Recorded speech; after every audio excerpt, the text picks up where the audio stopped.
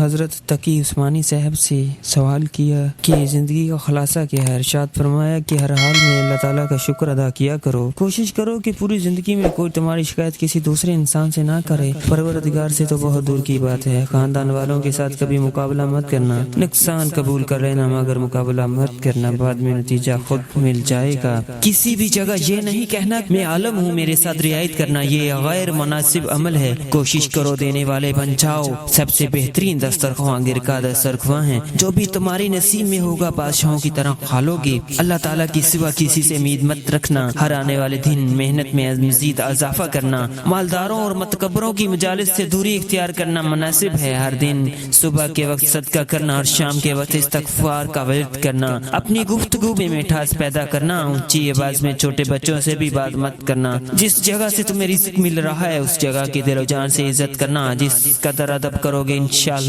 تعالی رزق میں اضافہ ہوگا۔ کوشش کرو زندگی میں کامیاب لوگوں کی صحبت میں بیٹھا کرو، ایک نہ ایک دن ضرور تم بھی اس جماعت کا حصہ بن جاؤ گے۔ ہر فیلڈ کے ہنرمند کی عزت کرنا، ان کے ساتھ ادب سے پیش آنا چاہیے، وہ کسی بھی فیلڈ کا ہو۔ والدین، استاد اور رشتہ داروں کے ساتھ جس قدر اخلاق کا معاملہ کرو گے اس قدر تمہارے رزق اور زندگی میں برکت ہوگی۔ ہر کام میں میانہ روی اختیار کرنا، عام لوگوں کے ساتھ بھی تعلق رکھنا، اس سے بہت کچھ سیکھنے کو ملے گا۔ ایک انسان کی شکایت دوسرے سے مت کرنا، ہمارے پیارے نبی کریم صلی اللہ علیہ وسلم نے شکایت کرنے والے کو پسند نہیں فرماتے تھے۔ ہر بات کو مثبت انداز میں پیش کرنا، اس سے بہت سے مسائل حل ہو جائیں گے۔ بڑوں کی مجالس میں زبان خاموش رکھنا۔